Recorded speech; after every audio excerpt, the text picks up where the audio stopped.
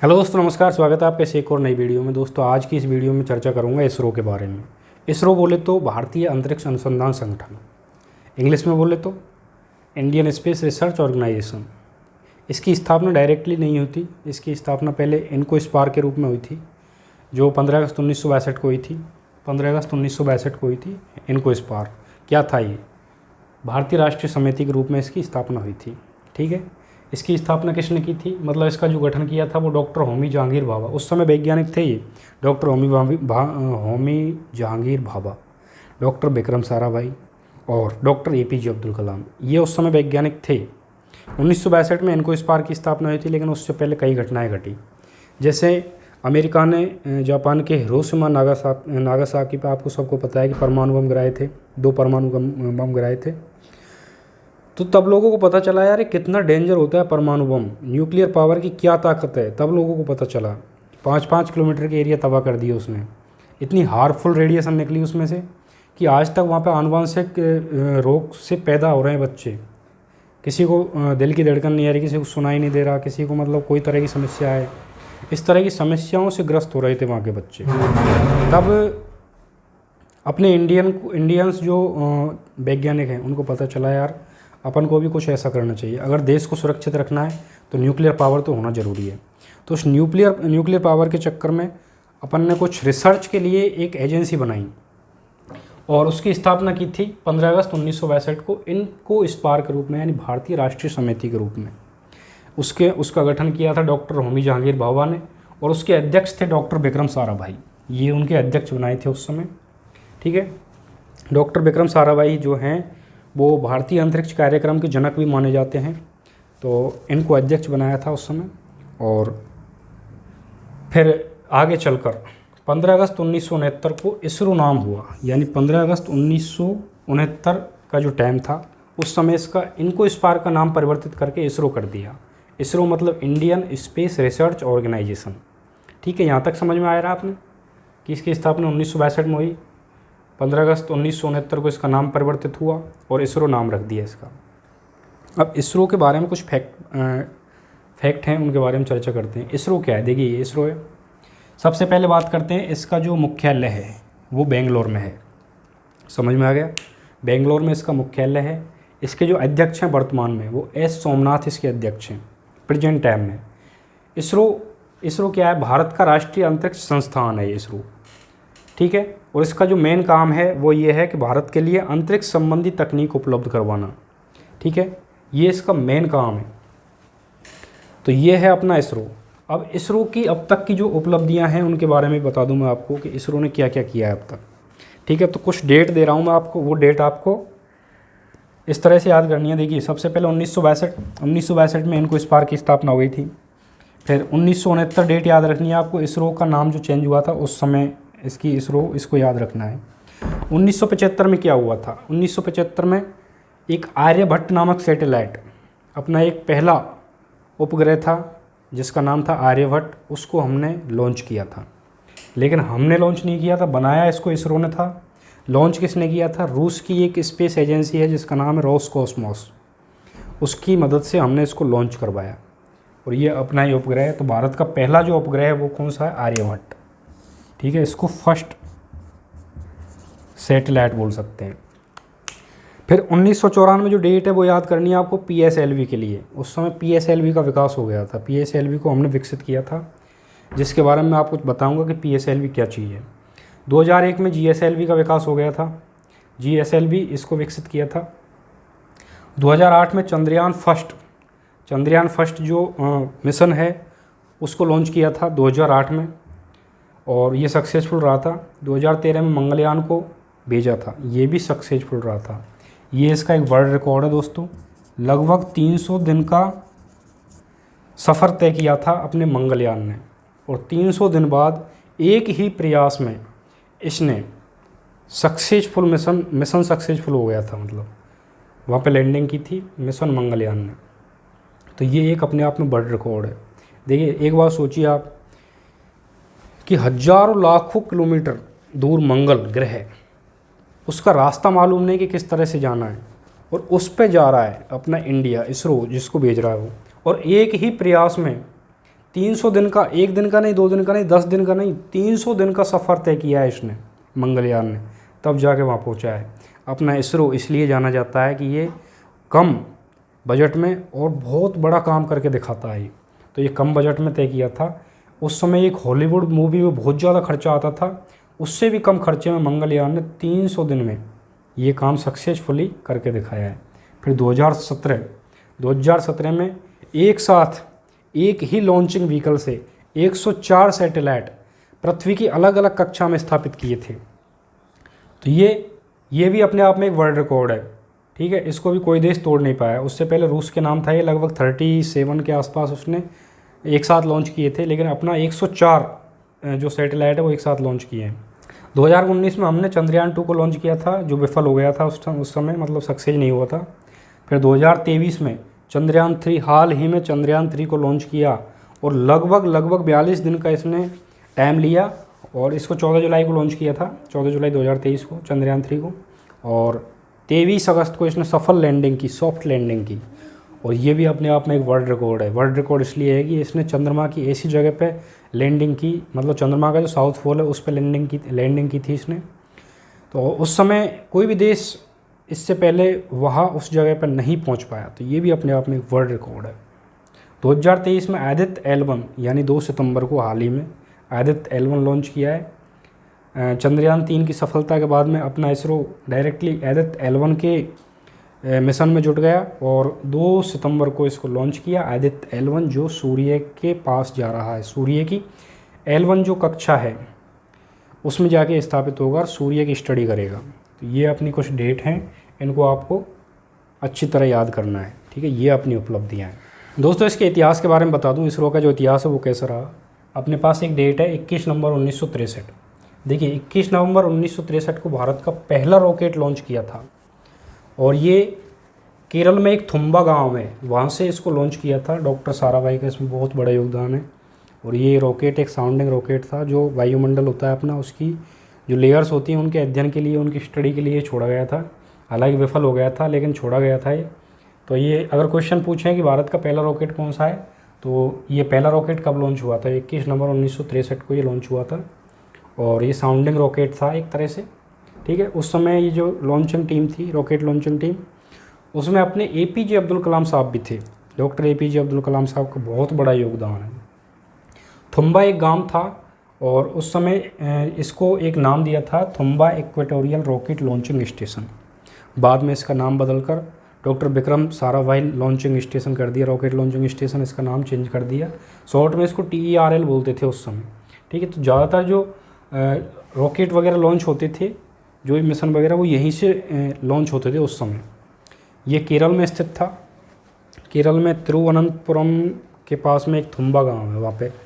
अब देखिए जो पहला रॉकेट लॉन्च हुआ था उस समय क्या था, एक तस्वीर बहुत वायरल हो रही थी। रॉकेट को साइकिल पर लाद कर ले जा रहे थे अपने कुछ वैज्ञानिक, ठीक है। तो ऐसी ही स्थिति थी उस समय। जो परिवहन था वो बहुत ही कमज़ोर था और अपना जो रॉकेट वगैरह इनके पार्ट्स थे, रॉकेट थे, उनको लॉन्चिंग स्टेशन तक ले जाने के लिए बैलगाड़ी और साइकिल का उपयोग किया जाता था और साइकिल पर लाद कर ले गए थे। ये सत्य घटना है एक तरह से। और जब इसको लॉन्च किया जा रहा था तो वहाँ पे एयर प्रेशर ज़्यादा होने के कारण, हवा का दबाव होने के कारण जो लॉन्चिंग पैड है वो गिर गया था। तो उस समय इसकी जो लॉन्च थी वो नारियल के पेड़ों का सहारा लेकर इसको लॉन्च किया था उस समय। ये बात है सन 1963 की। उस समय हम ज़्यादातर जो रॉकेट वगैरह लॉन्च करते थे उस समय रूस की मदद से करते थे। रूस ने अपन को बहुत बड़ा योगदान दिया है इसके मामले में। जो भी अपन रॉकेट वगैरह लॉन्च करते थे कोई भी, जैसे आर्यभट्ट एक 1975 में हमने एक उपग्रह लॉन्च किया था, उसमें रूस का बहुत बड़ा योगदान है, क्योंकि उसकी रूस की जो स्पेस एजेंसी है रोसकॉस्मोस, उसने ही इसको लॉन्च किया था। बनाया हमने था, मतलब इसरो ने बनाया था इसको, लेकिन लॉन्च उसने किया था रूस ने। तो उस समय रूस का बहुत बड़ा योगदान था अंतरिक्ष के मामले में। लेकिन आज स्थिति ऐसी है कि हम दूसरे देशों के जो रॉकेट वगैरह हैं उनको लॉन्च हम करते हैं। अब PSLV के बारे में बात करता हूँ मैं, ठीक है। PSLV क्या है, देखिए बात है अक्टूबर 1994। अक्टूबर 1994 को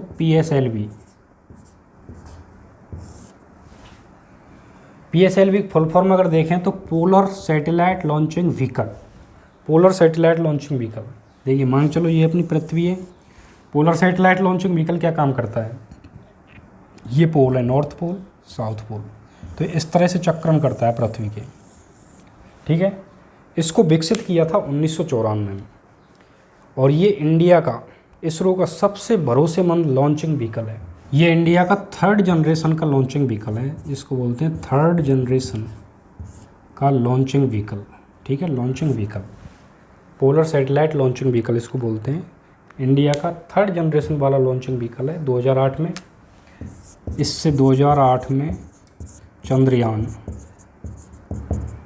फर्स्ट को लॉन्च किया था, 2013 में मंगलयान को लॉन्च किया था इससे, ठीक है। और 2023 में चंद्रयान 3 को इससे लॉन्च किया है। 2019 में चंद्रयान 2 को भी इसी से लॉन्च किया था, PSLV लॉन्चिंग व्हीकल से, ठीक है। तो ये है अपना PSLV लॉन्चिंग व्हीकल, इसरो का सबसे भरोसेमंद लॉन्चिंग व्हीकल है ये, ठीक है। और ये एक ऐसा लॉन्चिंग व्हीकल है, PSLV एक ऐसा लॉन्चिंग व्हीकल है अपने इसरो के पास में जो वर्ल्ड में किसी के पास भी नहीं है। इतना लॉन्चिंग व्हीकल वर्ल्ड में क्यों नहीं है, मैं इसलिए बोल रहा हूँ कि कम बजट में ये और बहुत ज़्यादा दूरी तय करता है ये, ऐसा लॉन्चिंग व्हीकल। अब बात करते हैं हम GSLV के बारे में। GSLV ये बात है 2001 की, उस समय इसको विकसित किया था इसरो ने 2001 में, ठीक है। और इसका जो अगर नाम फुल फॉर्म देखें तो अपन इसकी फुल फॉर्म है जियो सिंक्रोनस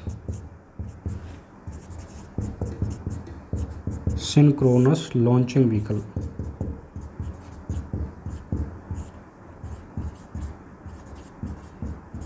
ठीक है। ये है जियो सिंक्रोनस लॉन्चिंग व्हीकल। ये क्या काम करता है, जैसे अपनी पृथ्वी है ये, तो ये इसकी इक्वेटर है, ये भूमध्य रेखा, तो ये इस तरह से चक्रण करता है पृथ्वी के चारों ओर, इस तरह से चक्रण करता है, इसलिए बोलते हैं इसको GSLV।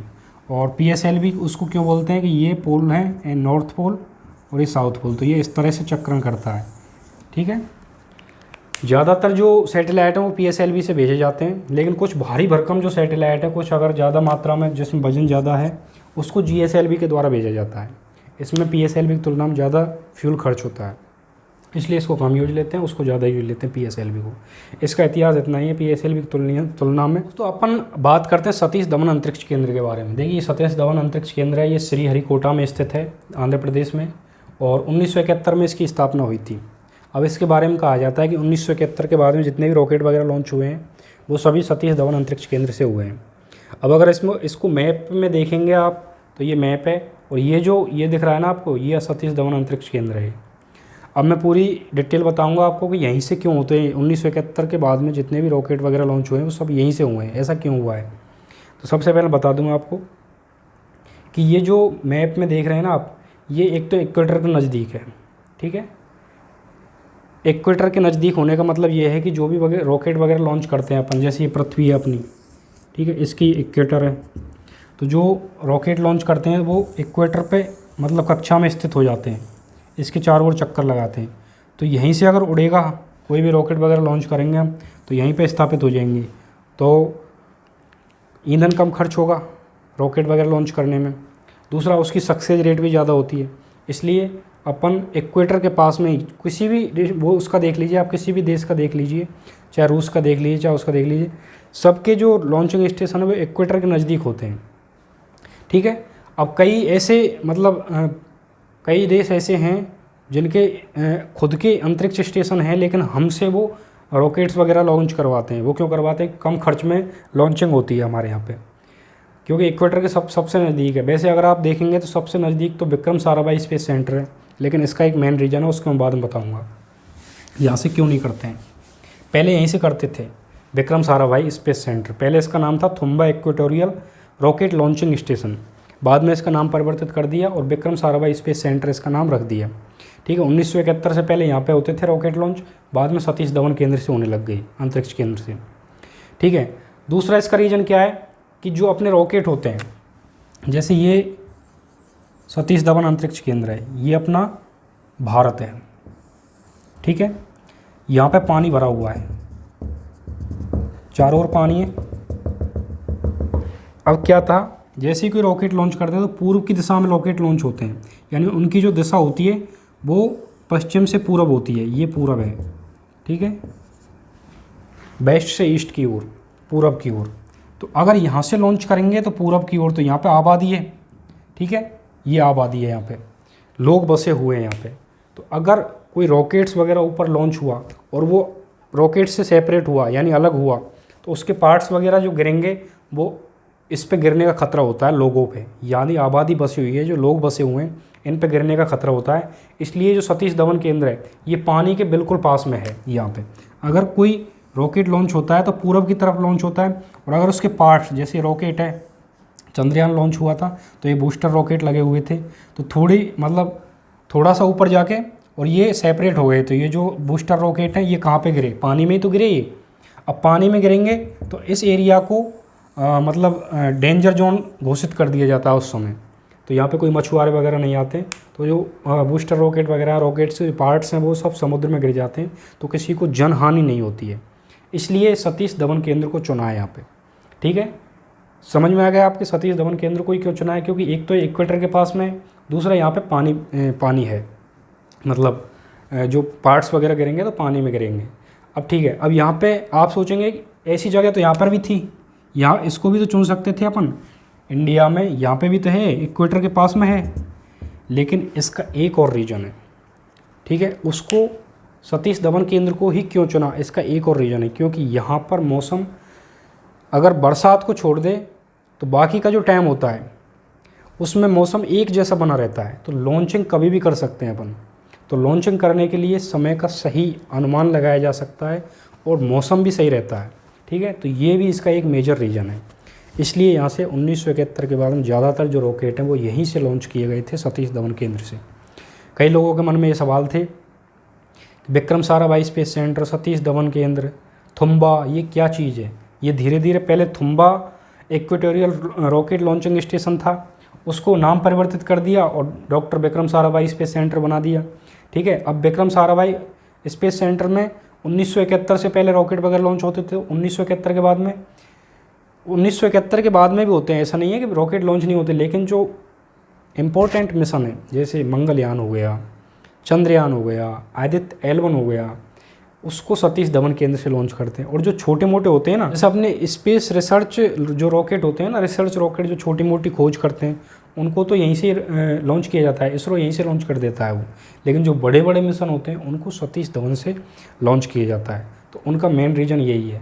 यहाँ से किसको लॉन्च किया जाता है, साराभाई से, जो ऊपर चला जाता है, उसका कोई पार्ट सेपरेट नहीं होता है, उसको तो यहाँ से लॉन्च कर देते हैं। लेकिन जो ऊपर जाके जिसके पार्ट्स अलग होते हैं उनको तो वहीं से लॉन्च करेंगे भाई, क्योंकि किसी को नुकसान पहुंचाना इसरो का मेन मकसद नहीं है। मेन मकसद है कि भारत को नई ऊंचाइयों पर पहुंचाना, सभी के लिए कुछ ना कुछ अलग तकनीक देना, इस तरह का इसका मेन मकसद है इसरो का, ठीक है। तो अब आपको समझ में आ गया होगा कि सतीश धवन केंद्र क्या है, doctor Vikram Sarabhai space centre क्या है, ठीक है। ये था इसरो का मेन हिस्ट्री, वहाँ से लेके आज तक चंद्रयान तक। अब चंद्रयान के बारे में थोड़ा सा बता दूं मैं आपको कि ये 14 जुलाई को लॉन्च किया था, 23 जुलाई को इसने सफल लैंडिंग की। और इसको लॉन्च क्यों किया था, इसका मेन मकसद था एक तो सफल लैंडिंग मतलब सॉफ्ट लैंडिंग, दूसरा पानी वगैरह की खोज करना, दूसरा वहाँ की जो मिट्टी है उसकी स्ट्रक्चर कैसी है उसकी खोज करना, और मेनली 14 दिन का इसका वर्क था। 14 दिन में नष्ट हो जाएगा। 14 दिन में नष्ट क्यों हो जाएगा, क्योंकि 14 दिन का दिन होता है वहाँ पे, और दिन को सहन करने की शक्ति है इसके पास में।